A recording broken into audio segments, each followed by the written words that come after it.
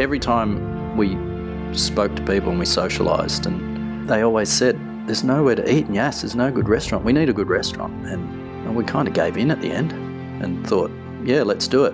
That was absolutely frightening. There hasn't really been a proper standalone restaurant in Yass for about 16 years.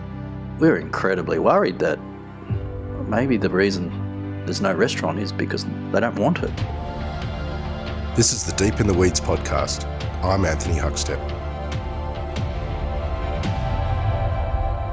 Many people in the industry dream of owning a restaurant one day. A quaint bistro with a beautiful garden and a white picket fence somewhere in the countryside. A place that becomes a thriving hub of the community and considered one of the best regional restaurants in the country. But a pandemic comes along and throws everything you've built in the air.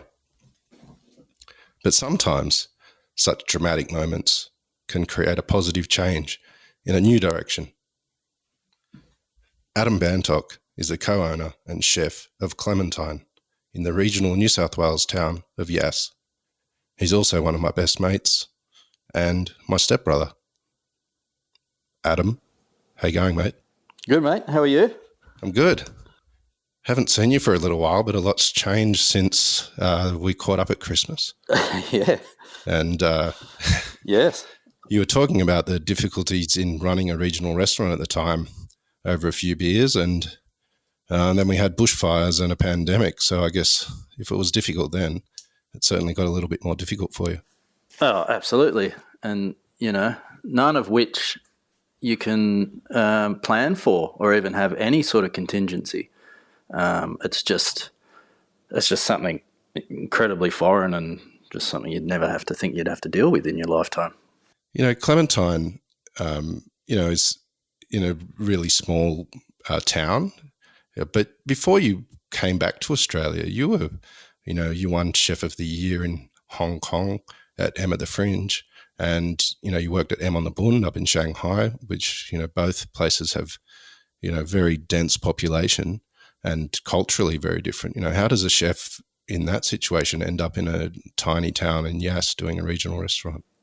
Yeah, it's a long way from Shanghai, I can tell you that. I don't know. I suppose so much changed for us, for myself and my wife Brooke, that we absolutely loved our time in Hong Kong and Shanghai, and it was just so sociable and energetic. And to be honest, I feel I really learnt to cook over there, and also. We became a partnership.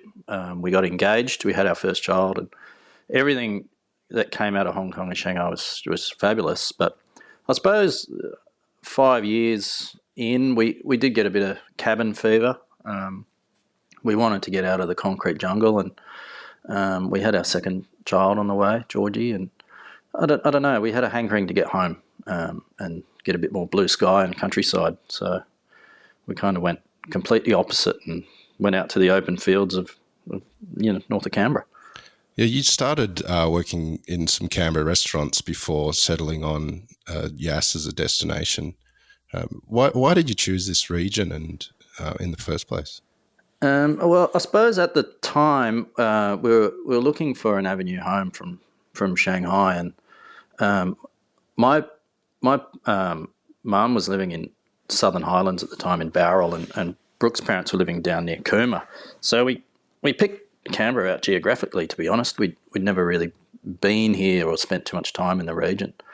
We picked it out geographically. I got on the phone had a phone interview with James Kidman, who was running the NGA and a little Italian bistro called Dieci e Mezzo, and kind of had a good conversation with him. He was looking for someone to run the head chef in there. So came back and pinned our hopes on getting that job and having a look around Canberra.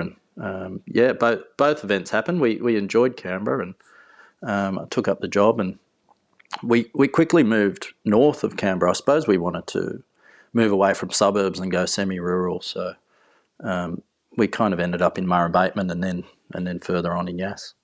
Can you tell us the story of Clementine? Because you bought quite a big building and converted it into somewhere to live and a restaurant. Can you tell us a bit about that whole process and what it was like building your own restaurant in the country? Well, I suppose it came from just being a little frustrated with the commute. Even though it's only 40 k's and it's actually quite a nice drive. You know, there's no traffic. There's not really many traffic lights, but after 16-hour day, it tends to get a little tedious, I suppose. And opening a restaurant was never anything I'd ever thought of doing. I'd actually been working in these small restaurants for 15 years and thinking, why would anyone want to do it? They're a bit mad. They're crazy. So, and that was always my mindset. But the more I looked into it and the more I worked in these small restaurants, I suppose after that much time, you kind of running it anyway. So I thought, maybe I'll just be my own boss. And we started looking, myself and Brooke, and we wanted to own where we worked. I think that was rule number one. We didn't want the constraints of fitting out someone else's premises and the high costs involved in that. But we also didn't want the ongoing rental constraints that are just brutal in the industry, I think. So, we wanted somewhere where we can charge ourselves rent according to what we need at the time. And, gee, that could be different each week. If we have a good week, our rent might be higher. And if we have a bad week, we don't have to pay rent. So having that luxury was something that we were looking for. And, we had a good look around Yass and spent 12 months, and we found a beautiful place right near, just off the main street of town, which is good. It was a little secluded. It was out of the way. We kind of found it that it wanted to be a little special and a destination for people, I suppose, somewhere a bit secluded. And we started there, and Brooke spent an incredible amount of time sorting the garden out, which is the first thing you see when you walk in the gate, and it's she's done a wonderful job, striking and well planted. It's got depth and colour and texture, and and we did a lot of hard work. We 4 or 5 coats of paint and getting it up and running, and then we finally opened the doors and realised that we didn't really know what we were doing. How did you approach creating a restaurant? Not to sort of bag Yass out, but the food offering there wasn't the level of Clementine. It was something new for Yass. How did you approach what the offering was going to be and the price point and the food to offer? Well, it's funny you say that. We sat down and we spent 6 months putting together a business plan, talking to local councils, speaking to the Australian Bureau of Statistics, spending a lot of time in Yass.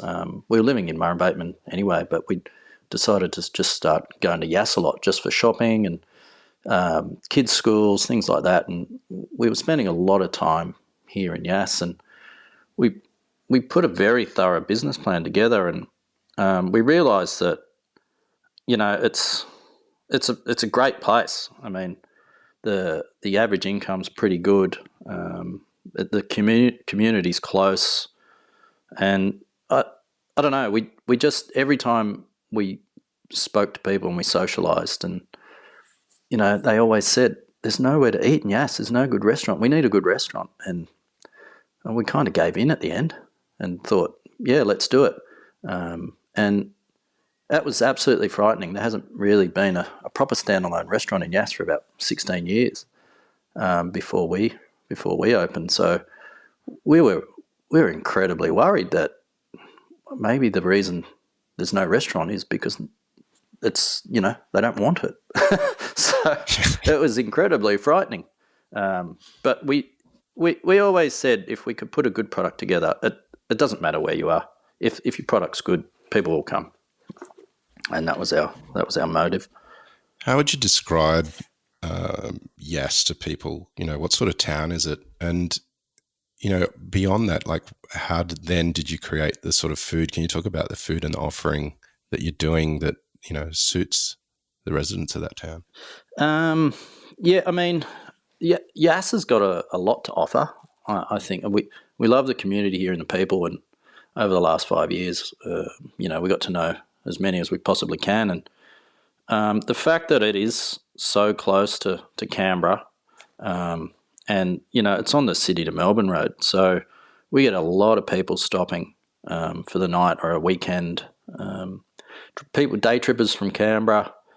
There's a lot of people coming through, even though the town's only 5,600, I think, at the moment. It's great. It's vibrant. I really like it. I think it's fabulous. So what sort of food have you been doing over the years? I mean, I've eaten there. I know what it is. It's bloody delicious. But what's your approach with the cooking there and the menu?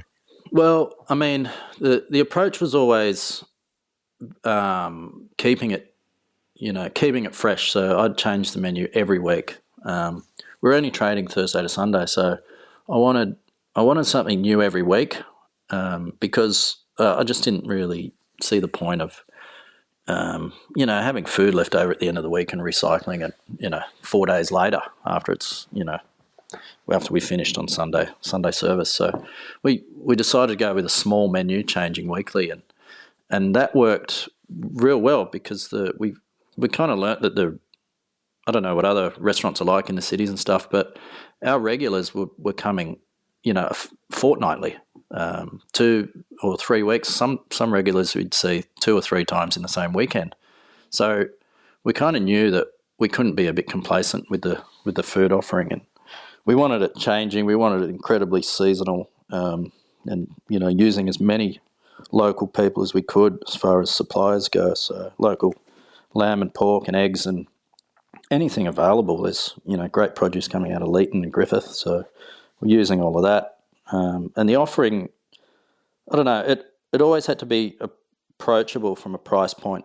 I think we probably undervalued ourselves a little bit, but that's the beauty of owning your own place. You can kind of do that because you don't have those high rental constraints.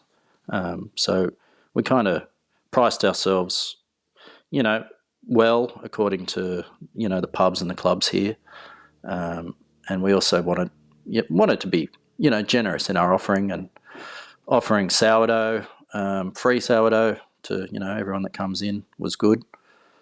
People enjoyed that, so yeah, it had to be generous and homely, I suppose. What's been some of the challenges in running your own restaurant in a regional location? Is that ownership sort of almost vital for viability of the business? Yeah, I think so. I mean, I suppose as far as challenges go, obviously seafood is hard, but I've worked out that I can get a fish delivery from Sydney markets every Thursday morning. So that took a little while to get that on board, but I mean, staffing's a challenge. I suppose the amount of customers, twos and fros, and even over the last 5 years, we haven't really seen any patterns. I could have a incredibly busy week one week in the middle of winter for no apparent reason, but the year before it was one of the worst weeks of the year. So it's inconsistent in that sense. And I suppose another challenge too is the customer relations that you set up with your clients. You see them all the time. You bump into them at Woolies. You're constantly kind of working in that headspace. You're constantly, Clementine. You're talking around Clementine. So you're constantly wearing that hat. So, I mean, that becomes a bit challenging after a while. You find it hard to switch off from it. And keeping the regulars kind of interested, I've found quite a challenge because, as I said before, the regulars are incredibly regular. It's a small town. They want to come in every week if they can. So you've got that extra pressure of making sure that, when they leave, they want to come straight back, and doing that consistently because they live around the corner. is, I suppose, different to anywhere tourist hotspots where, they get a lot of overseas travellers, and they're coming in, eating, and full well that you'll never see them again. So having that extra pressure of making sure that diner wants to come back, and in a small town, word travels very quickly. So you've got to be on your game a lot and constantly, and and as well as that, you get all the extra normal pressures from society, from pricing, from online reviews, everything else that's in this industry. People think that owning a regional restaurant, you must have access to a lot of amazing local produce. Is that the case in where you are? Yes and no. We do. I mean, as I said, we got Leeton and Griffith and Wagga, but Yass in itself, it's lamb farming kind of territory, and we've recently seen a loosening up of the council regulations around subdividing large blocks, and you can now subdivide down to 20 or 40 acres. I can't remember. So I think over the next decade to 15 years, you'll see a lot more smaller farms pop up around the area. I mean, we're in a valley. It's quite good land. So I think we might see a change from grazing to farming. And I think there is more demand for it.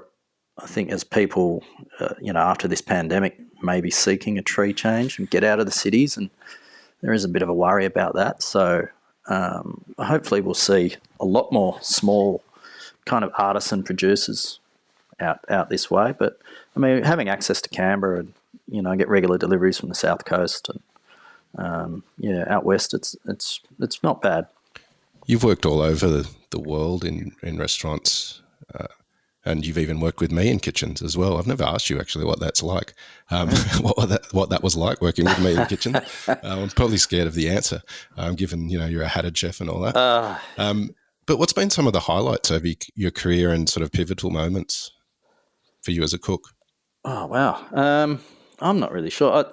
I mean, we always look back fondly of our time in Hong Kong and Shanghai, because we became a family unit, I suppose, and we just had such a great time.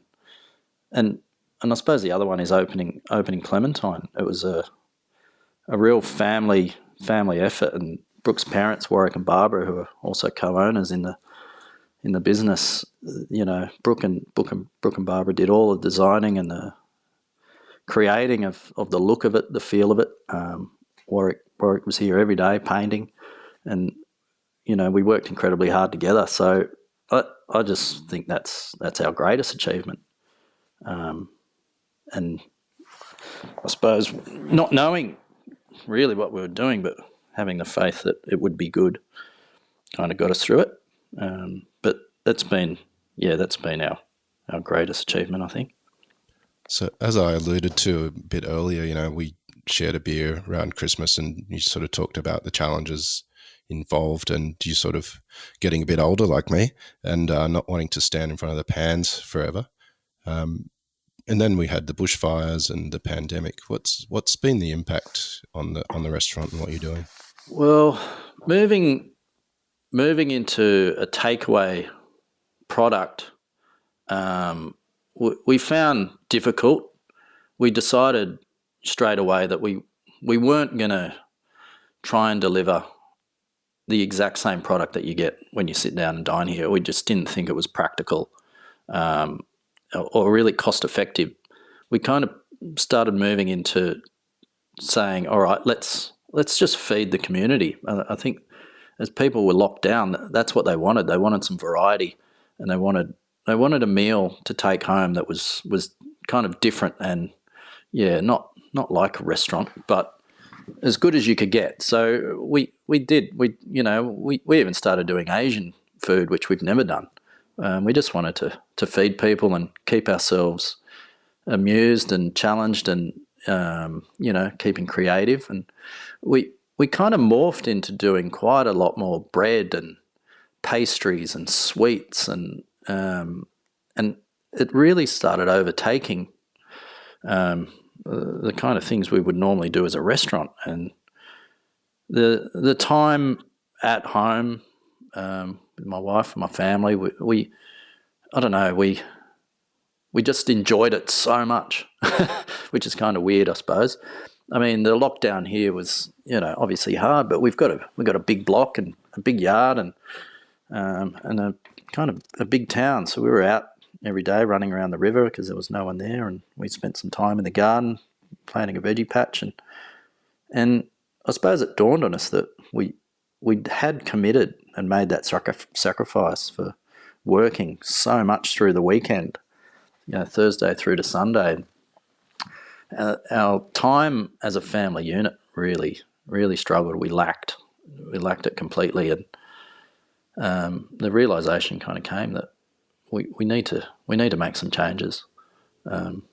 As much as we loved what we were doing, we needed a change, and we kind of started working on a bakery concept and looking at possible spots on the main street to do a little retail outlet and go forward. And the uncertainty of knowing anything about these social distancing rules and how long they're going to last, and I just couldn't see us reopening in the same capacity. And I didn't want to reopen to 15 customers and doing a 16-hour day and doing 30 or 40 customers in that time.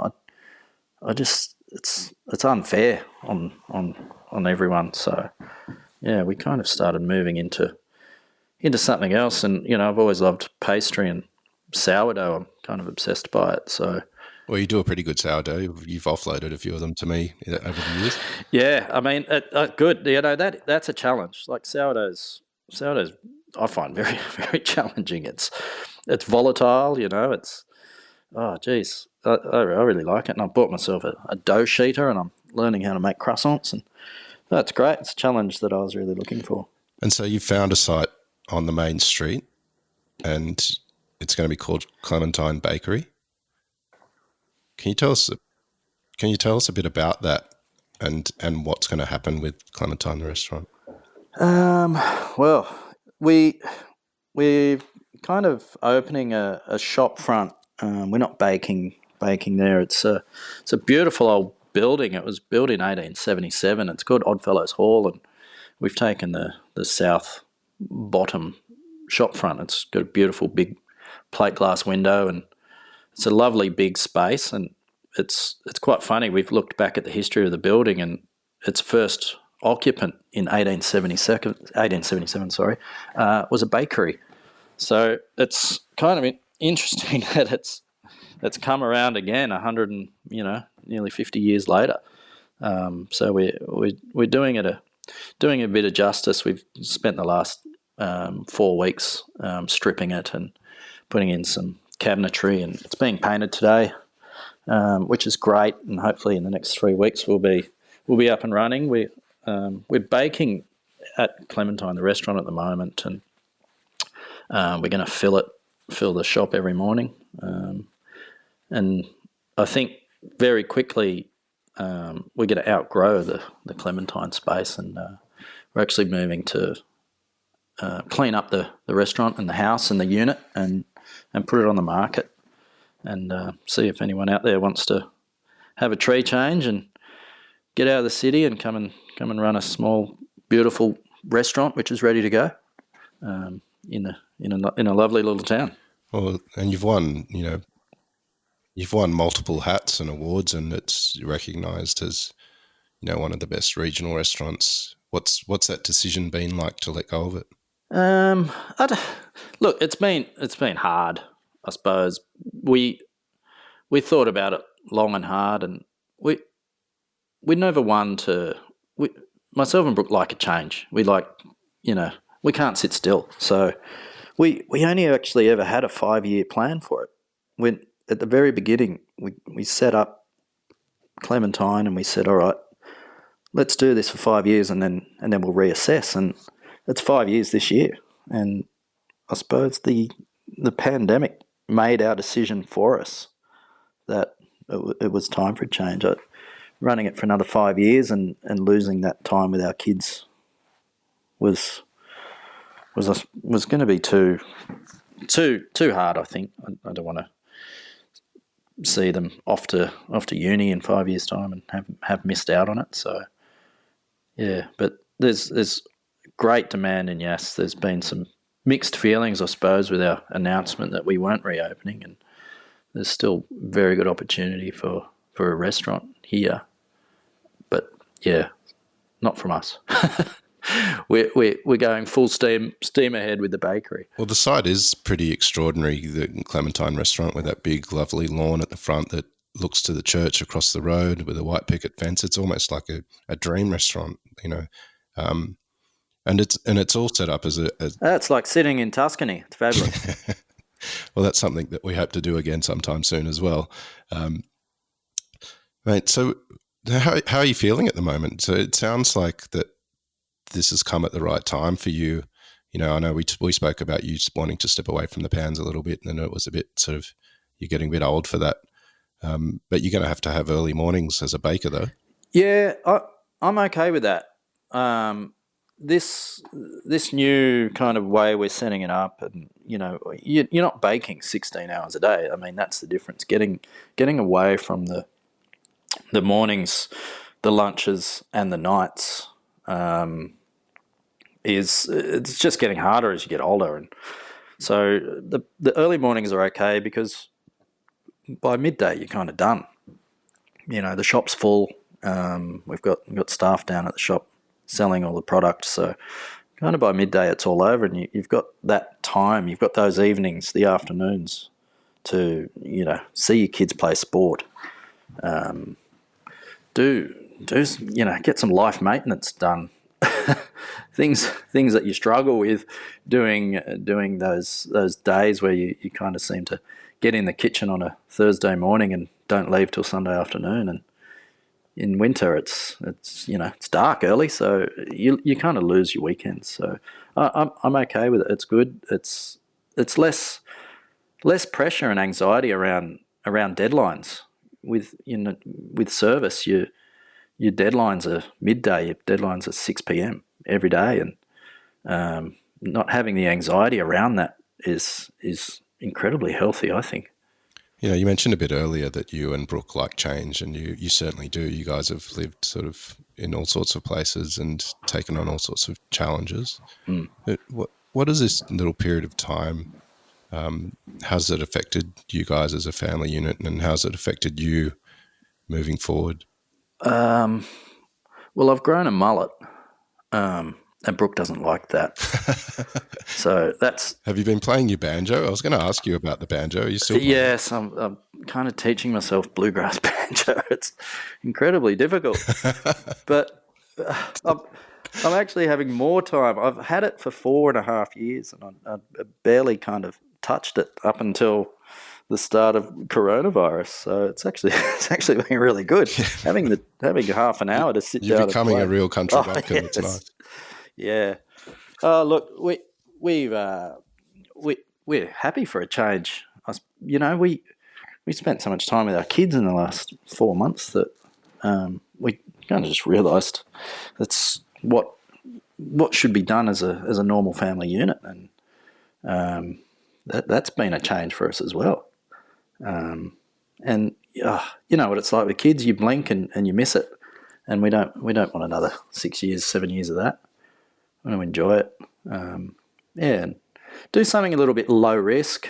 You know, I think with a recession coming and whatever's happening fiscally in the country, we're more likely to do sales of $20 to $30 sourdough and baguettes, pastries and tarts and pies than we are working hard to get a couple of people to come in and spend $150, $180. And I just didn't want to have the yo-yo of whether or not that was going to be viable.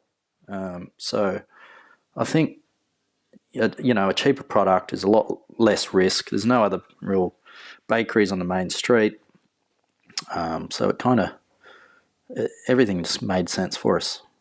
A little earlier, you mentioned you've made the hard decision to sell Clementine and sell the house as well. It's a house that the kids have been growing up in, and your family, you've built a life there in Yass. So like operators that might be interested in a country change, what's so great about Yass? Like what's the lure for that location to set up a country restaurant? Well, owning your own place, as I was talking about before, I think is incredibly important. I think for the first 6 months when we set the restaurant up, we didn't even charge ourselves rent. We just kind of spent that 6 months trying to work out what the hell we were doing, and we didn't know what our turnover was going to be really. So having that is incredibly helpful. Having the restaurant in your house is also, no commuting. Getting up and doing some things on your days off, even if it's for an hour before the kids get up, it keeps you on top of your business. And even socialising when the restaurant's shut is better. You can have friends around and entertain them in the restaurant. And, you've got all your glass washers and ice machines and dishwashers, so cleaning up's easy. Little things like that is helpful. What else was I going to say? What was I talking about? Just, I suppose, the opening hours too. It's a small town, and I don't think there's any need for dining earlier in the week. So not committing to 7-day trade for us has been incredibly helpful. And, it's a small town. People eat early. There's a lot of nights I'd be finished service and go have a few desserts to plate up, and it's 9 o'clock. Saturday night, it's fabulous. Just in time for a whiskey. Whiskey in front of the fire with some customers. Why not? Yeah. So look, there's a lot of positives out here. I think it's great. Well, mate, I'm bloody proud of you. You're a legend, and very much look forward to seeing what you do with Clementine Bakery. It's been weird having this chat, doesn't it? It sounds very formal, and there's no wine or beer or cheese. No swearing. Yeah, swearing. I did warn you beforehand, unfortunately, and perhaps it stopped both of us from swearing.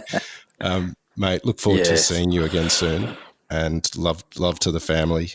Thanks very much. Bloody legends. And we'll talk again soon. And well done on the podcast, mate. It's fabulous. You're doing a great job. Awesome. Thank you. Thanks, mate. Let's catch up soon. This is the Deep in the Weeds podcast. I'm Anthony Huckstep. Stay tuned as we share the stories of Australia's hospo community, suppliers and producers in search of hope during this pandemic. Special thanks to executive producer Rob Locke for making this all happen. Follow us on Instagram at Deep in the Weeds Podcast, or email us at podcast@deepintheweeds.com.au. Stay safe and be well.